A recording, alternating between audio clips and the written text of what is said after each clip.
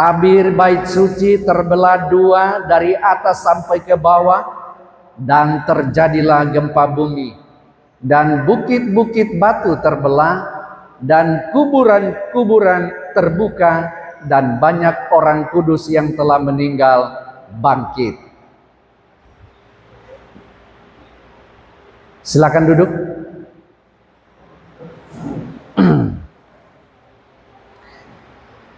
Bapak Ibu Saudara yang dikasihi oleh Tuhan, kemarin pagi gempa berkekuatan sangat besar, 7,6 skala Richter.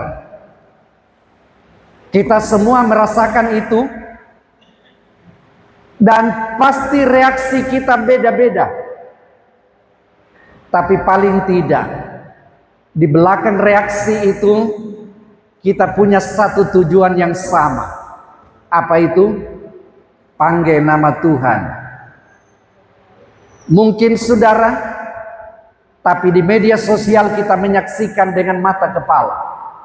Ada begitu banyak orang yang berteriak dalam nama Yesus, dalam nama Yesus, sehingga nama Yesus itu menjadi gempar keluar dari mulut begitu banyak orang.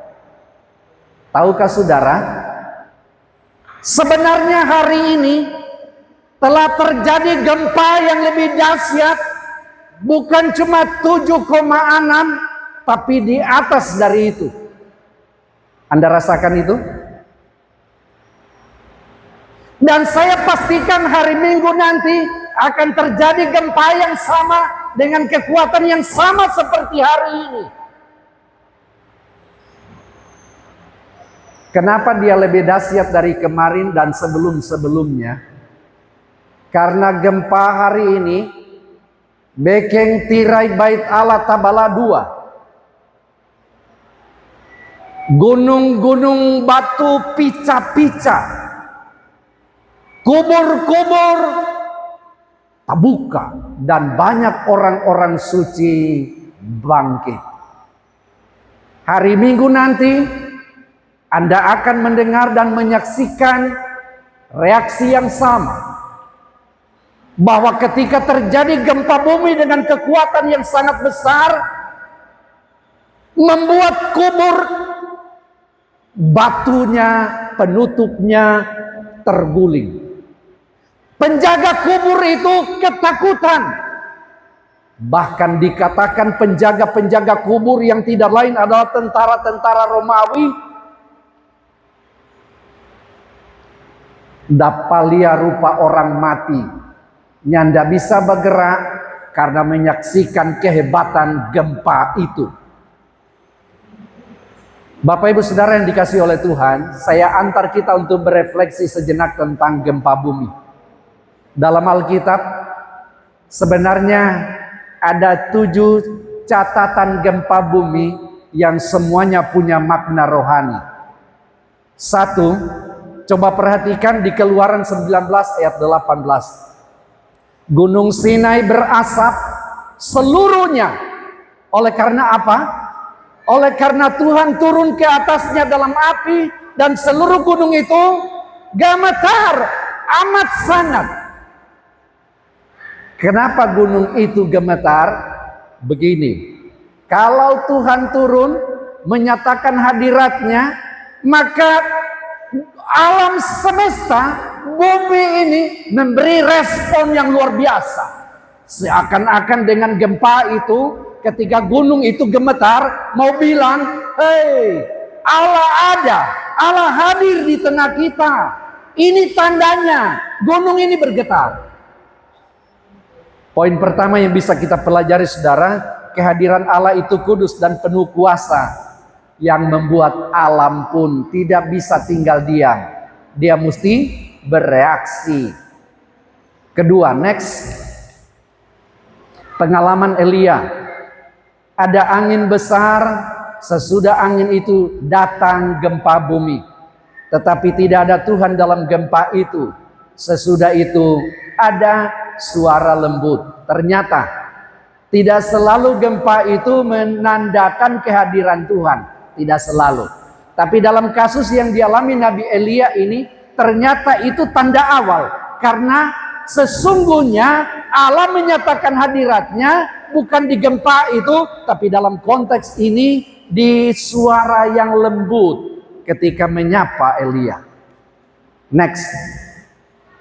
Ketiga saudara, nubuat Yesus sendiri. Matius 24 ayat 7. Akan ada kelaparan dan gempa bumi di berbagai tempat.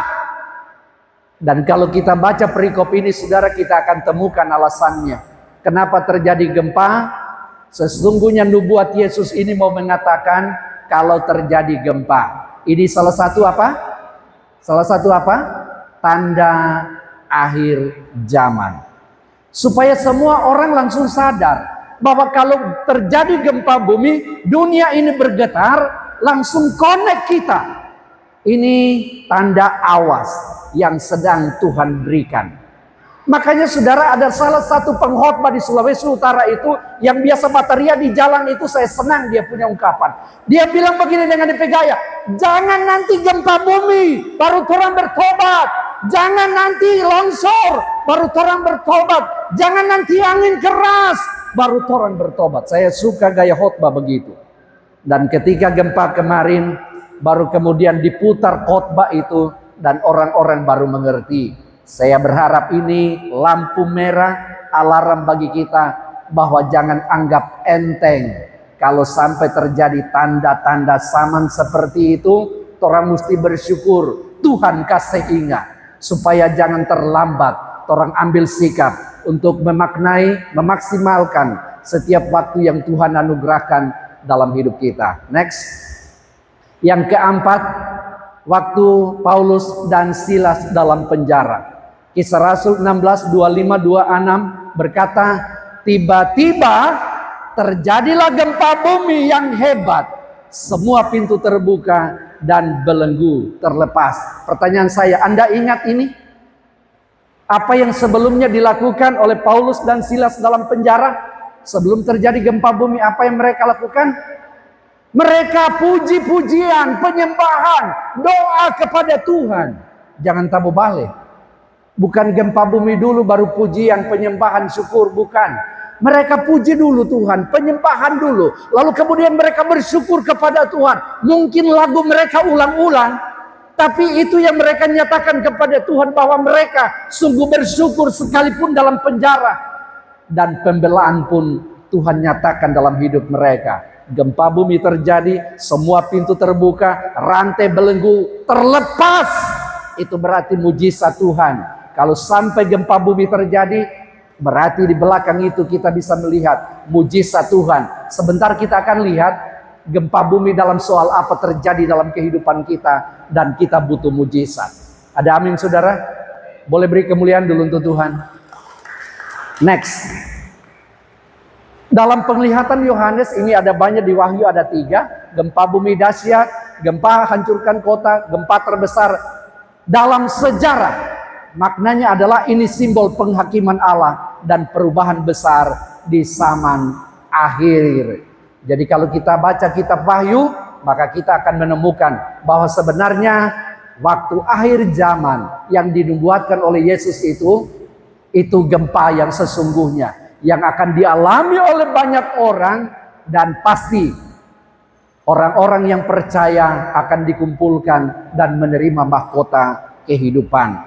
Kita lihat sekarang yang ke-6 saudara, dan ini menurut saya poin kita sesuai dengan bacaan kita, dan nanti kita akan banyak melihat tentang apa sesungguhnya makna di balik gempa yang terjadi ketika Yesus mati. Tabir bait suci terbelah 2, terjadilah gempa bumi, dan bukit-bukit batu terbelah, dan kuburan-kuburan terbuka. Memberi makna kematian Yesus adalah peristiwa kosmis mengubah hubungan manusia dengan Allah. Sebelum saya jelaskan tentang ini lebih panjang lebar, next kita lihat dulu waktu kebangkitan Yesus. Matius 28 bilang terjadilah gempa bumi yang hebat sebab seorang malaikat Tuhan turun dari langit. Maknanya adalah kebangkitan menunjukkan kemenangan atas maut dan kuasa ilahi. Kita kembali ke nomor 6 tadi, next. Perhatikan saudara, saat kematian Yesus, Boleh di next untuk selanjutnya. Oke. Pertanyaan kita untuk nomor 6 itu adalah, mengapa gempa harus terjadi ketika Yesus menyerahkan nyawanya? Saya berharap pertanyaan ini muncul secara alami di benak kita, supaya kemudian kita nanti akan temukan, oh pantas ada gempa. Yang pertama saudara, ini menandai peristiwa kosmis. Kematian Yesus bukan hanya peristiwa manusia, tetapi peristiwa kosmis, peristiwa alam semesta, peristiwa dunia ini yang mempengaruhi seluruh ciptaan. Artinya saudara, gempa bumi mau menegaskan bahwa seluruh alam merespons karya penebusan. Alam pun bersaksi bahwa dosa telah ditanggung dan keselamatan sedang digenapi. Tanpa goncangan ini saudara, dampak kosmis dari kematian Kristus kurang tampak sebagai simbolis. Artinya begini, kalau sampai Yesus mati dan kemudian tidak ada tindakan-tindakan atau peristiwa-peristiwa simbolis, maka kita akan kekurangan visualisasi untuk mengerti begitu hebatnya peristiwa kematian Yesus itu. Tapi kalau sampai bumi bergetar, ini pertanda bahwa alam semesta ini mau berkata bahwa Yesus sungguh-sungguh telah menghapus dosa kita. Ada amin saudara? Beri kemuliaan dulu untuk Tuhan. Bumi bergetar, pertanda bahwa dosa kita menjadi kesaksian dari bumi ini telah ditebus. Kedua saudara, kenapa gempa terjadi waktu Yesus disalib? Ini menunjukkan kuasa Allah. Gempa menegaskan bahwa kematian Yesus bukanlah kekalahan biasa. Meskipun tampak manusiawi dan penuh penderitaan, gempa menunjukkan bahwa Allah tetap berdaulat dan karyanya sedang berjalan.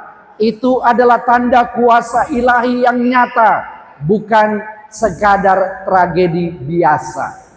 Artinya sederhananya saudara, mau dikatakan kepada kita, peristiwa Yesus yang disalib dan kemudian dia mati, itu bukan peristiwa biasa-biasa saja, tapi peristiwa luar biasa yang menjadi momen penting yang sangat bersejarah dalam kehidupan kita umat manusia. Yang ketiga, kenapa gempa mesti ada? Itu melambangkan pembukaan jalan menuju Allah. Bahwa ternyata, coba perhatikan bersamaan dengan gempa, tabir bait suci terbelah dua. Kenapa terbelah dua itu tabir bait suci? Karena selama ini orang ingat dan belajar kisah perjanjian lama. Nyandak sambarang orang masuk di pelataran bait suci, nyandak sambarang. Tapi dengan terbelahnya itu menandakan bahwa bukan cuma imam besar yang boleh masuk. Semua orang sudah diizinkan masuk. Mengalami pendamaian dengan Allah.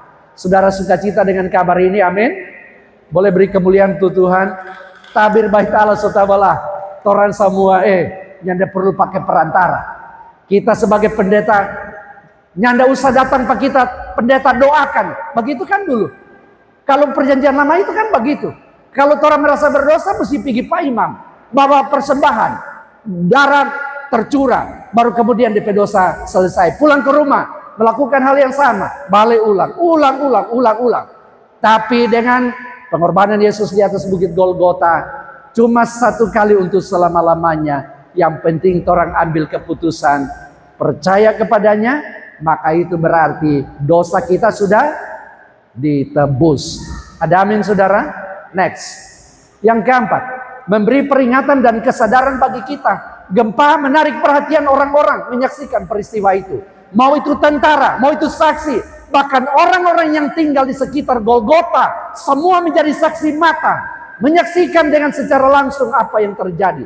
Secara rohani, gempa mengingatkan bahwa peristiwa itu serius. Bukan hal biasa. Itu mengundang manusia untuk merenung, bertobat, dan kemudian percaya kepada Yesus. Next. Sekarang saudara, saya tampilkan matriks atau tabel supaya gampang orang tahu gempa apa yang biasa terjadi dalam hidup kita. Dalam arti rohani ya. Mungkin saudara masih kesulitan untuk identifikasi. Jangan sampai ada yang tanya, Pak Gembala, itu gempa yang Pak Gembala maksudkan tadi, kira-kira kalau orang hubungkan dalam makna rohani untuk orang hidup, yang bagaimana punya? Ini dia matriksnya. Misalnya jenis gempanya itu adalah kita merasa kehilangan dalam hidup ini. Kehilangan itu contoh dalam kehidupannya, mungkin ada kematian yang terjadi. Mungkin kita kehilangan pekerjaan, atau mungkin orang hubungan rusak, atau mungkin ada sesuatu yang orang curi dalam kehidupan kita. Ya, apa dampak rohaninya? Langsung sadar bahwa ternyata apapun gempa kehilangan yang orang alami itu ternyata menguji iman, menimbulkan kesedihan mendalam, tapi mendorong pengharapan kepada Tuhan. Respons yang benar adalah yang paling kanan, mengandalkan penghiburan Tuhan, berdoa, mempercayakan masa depan kepada Tuhan. Supaya gampang saudara, jangan salah manage, jangan salah kelola, jangan salah handle ketika ada gempa jenis kehilangan ini terjadi dalam hidup kita. Saya ingat Pendeta Rindengan, suatu saat dia bersaksi. Dia bilang, kita mau kirim doi pak kita pe anak di Jawa. Kita susah dia doi 500.000 di atas meja. Lalu kita masuk tidur dengan istri. Bangun pagi, kita mau siapkan, mau ambil tuh doi, mau kirim pak kita pe anak. Soalnya ndak ada. Orang so curi. Lalu apa kemudian Pendeta Rindengan bikin? Dia ajak istri dan dia duduk berdoa. DP doa begini. Tuhan, terima kasih. Ini doi ada hilang. Tuhan, kami berdoa supaya itu orang yang ambil tuh doi, jangan dia pakai mabo-mabo, tapi supaya dia gunakan untuk istri dan anak-anaknya, agar uang itu jadi berkat dalam hidupnya. Amin. 1 minggu kemudian, ada orang yang dia tidak kenal, tapi orang itu kenal pada dia. Cuma transit di bandara. Dia langsung datang cari Pendeta Rindengan itu di rumahnya di Manibang.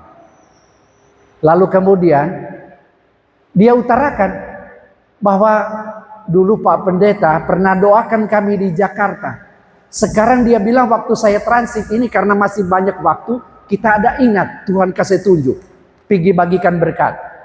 Dia buka envelopnya berapa? 1.500.000. Berapa yang dicuri? Ini cara menghandle kalau ada gempa kehilangan dalam hidup kita. Kita mau tanya, kalau saudara kecurian, sama kira-kira yang saudara lakukan? Pastilah beda ya. Mungkin kita akan mengutuk orang yang ambil tuh doi. Mungkin kita akan mencak-mencak. Mungkin kita akan melakukan reaksi yang berbeda. Tapi mungkin pengalaman dan contoh ini boleh tahukan orang backing. Karena kadang-kadang orang justru tidak diberkati kalau sampai kita salah dalam mengelola gempa jenis ini dalam hidup kita. Saudara sukacita dengan ilustrasi ini? Amin. Boleh beri kemuliaan dulu untuk Tuhan. Kita suka suatu waktu, misalnya Pak Dande kehilangan, langsung ikut jodohannya Pak Rindengan. Kalau lupa, panggil nanti mau kasih ingat ulang. Oke, next. Lalu kemudian, bagaimana kalau gempa itu jenisnya adalah penderitaan dan sakit penyakit? Lihat Jo, contoh dalam kehidupan kita mungkin ada sakit serius, atau mungkin ada gangguan mental, atau mungkin kecelakaan. Ibu Evi dan DPA adik-adik celaka beberapa waktu yang lalu. Ini menguatkan ketekunan kita, membentuk karakter, menumbuhkan empati. Tapi paling tidak kalau itu terjadi, ini yang paling kanan mesti orang backing. Bersyukur dalam penderitaan, tetap beribadah, mencari dukungan rohani, memuliakan Tuhan lewat kesetiaan. Next. Oke, kalau gempa keraguan dan krisis iman juga hampir sama. Nanti kita baca, saya akan bagikan ini ke grup WA kita. Next.